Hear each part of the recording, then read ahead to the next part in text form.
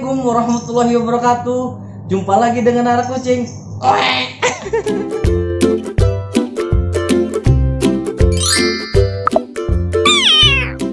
Assalamualaikum warahmatullahi wabarakatuh. Jumpa lagi dengan Nara Kucing. Oke teman-teman, bagaimana kabar kucing kalian di rumah? Semoga sehat selalu ya.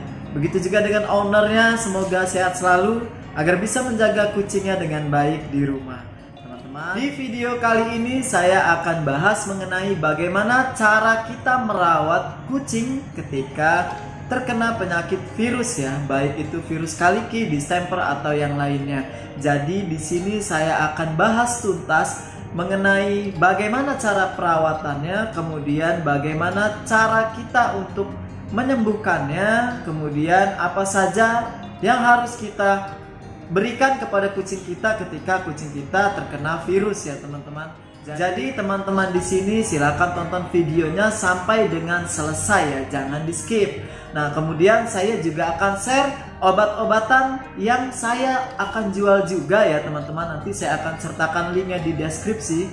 Saya rekomendasikan obat ini, jadi teman-teman bisa pakai di rumah ya.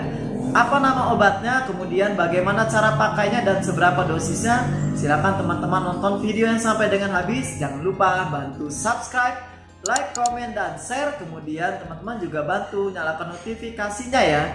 Ada lonceng di bawah, silakan klik untuk mendapatkan notifikasi setiap Nara Kucing mengupload video-video terbaru. Jadi mari kita lanjut saja ke pembahasannya.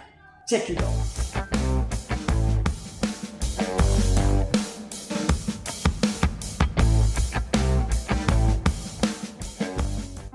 Oke teman-teman, jadi sebelum kita lanjut ke pembahasannya, teman-teman di sini harus tahu dulu bagaimana gejala kucing kita ketika kena virus ya teman-teman. Jadi gejalanya biasanya dia demam ya, dia demam, kemudian dia juga ada flu ya, dia juga diare, kemudian nafsu makannya dia berkurang ya teman-teman. Jadi kalau kucing kalian di rumah sudah mulai nafsu makannya berkurang, itu teman-teman udah mulai antisipasi ya, atau udah mulai menangani sebelum dia parah ya.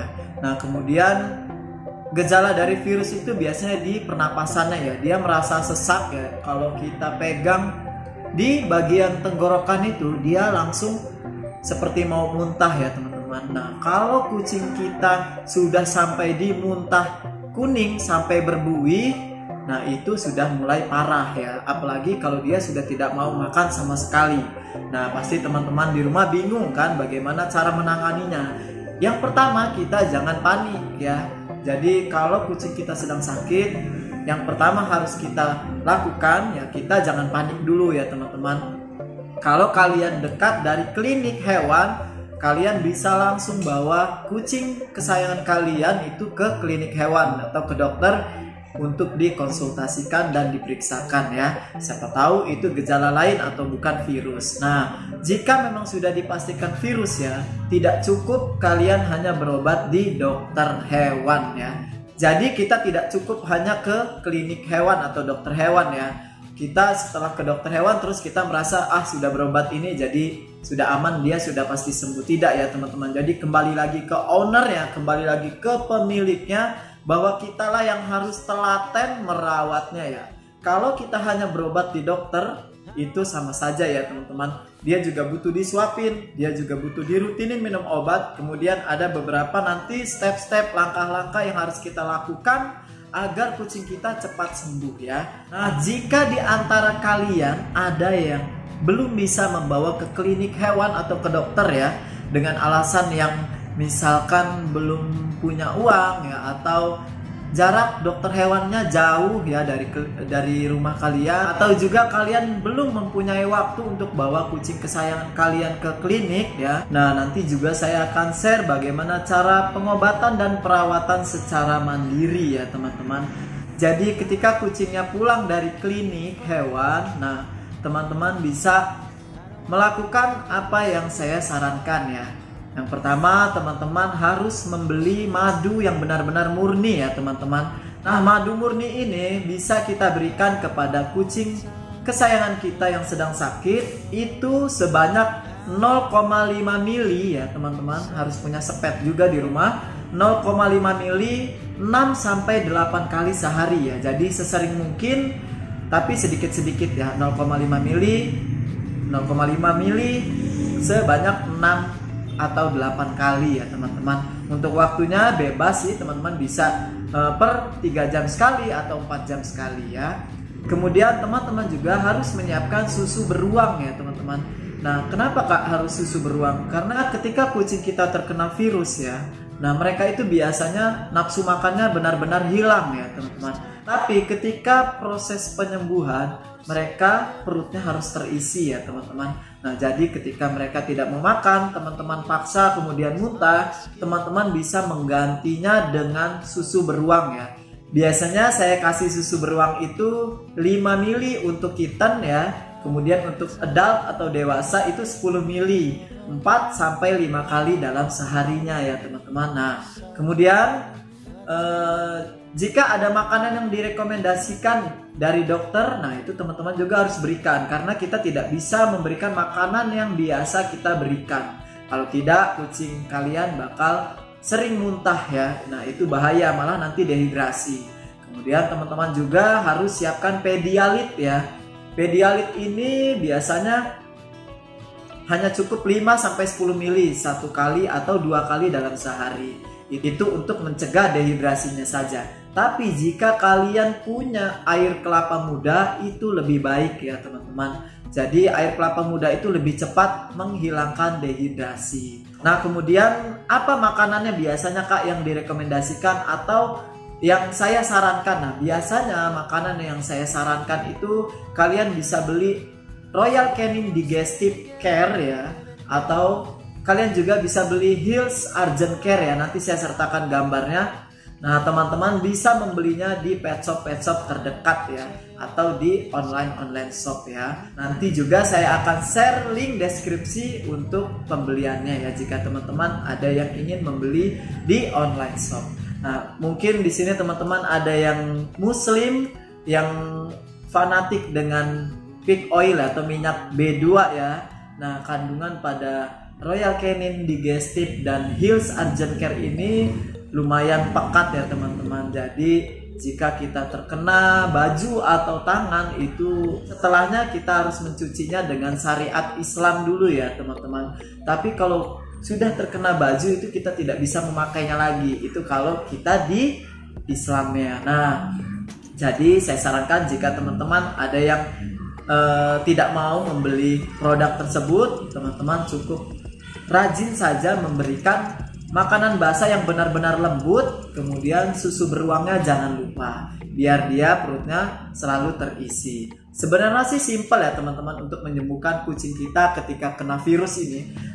Yang penting jaga selalu imun tubuh pada kucing kita.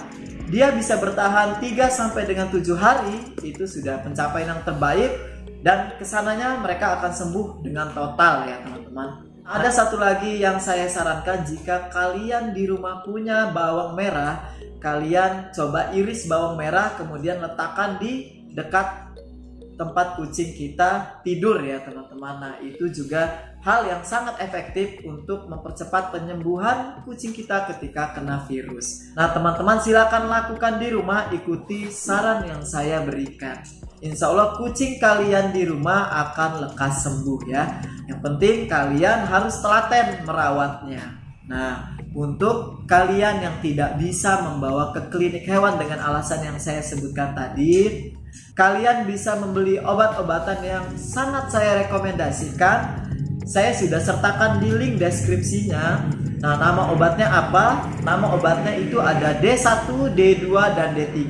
Nanti saya bahas D1, D2, dan D3-nya ini di lain video ya teman-teman. Bagaimana cara menggunakannya, kemudian seberapa dosisnya, dan manfaatnya itu untuk obat apa saja ya teman-teman. Nah, untuk itu teman-teman yang tidak bisa membawa kucingnya ke dokter, teman-teman bisa langsung membelinya ya. Nanti saya sertakan di video lainnya untuk cara pakainya. Nah, setelah membeli obat itu, kemudian teman-teman bisa lakukan hal yang sama dengan rutin memberikan susu beruang, kemudian madu murni ya, jangan madu yang ada di warung-warung, tapi teman-teman harus membeli madu murni di tempat toko-toko yang sudah terpercaya kalau itu memang benar-benar madu murni. Atau kalian juga ingin pesan, nanti saya sertakan deh link untuk madu murni yang benar-benar murni yang biasa saya pakai untuk kucing saya ketika kucing saya sakit ya. Jadinya jualan kan. Jadi saya akan sertakan link untuk kalian bisa membelinya ya, agar kalian juga tidak takut ketipu atau takut bahwa barang itu palsu atau takut madunya bukan madu asli ya. Nah, ini saya akan share linknya, benar-benar obatnya itu asli, kemudian madunya juga asli ya teman-teman. Nah, setelah rutin memberinya madu, kalian juga bisa mengiris bawang seperti hal yang saya sarankan tadi ya. Bawang merah ya, bawang merah dipotong kecil-kecil, kemudian taruh di sekitarnya ketika dia tidur ya. Kemudian teman-teman juga harus rajin menjemur tiap pagi sebelum jam 9 pagi ya. Itu waktunya 5-10 menit saja sudah cukup ya, karena kucing sakit tidak boleh lama-lama.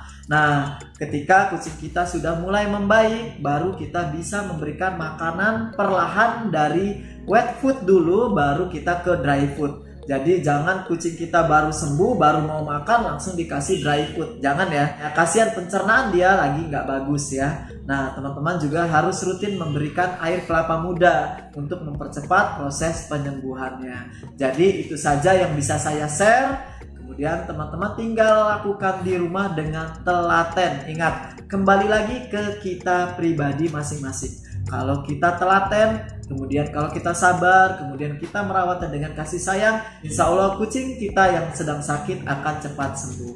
Oke, terima kasih. Wassalamualaikum warahmatullahi wabarakatuh.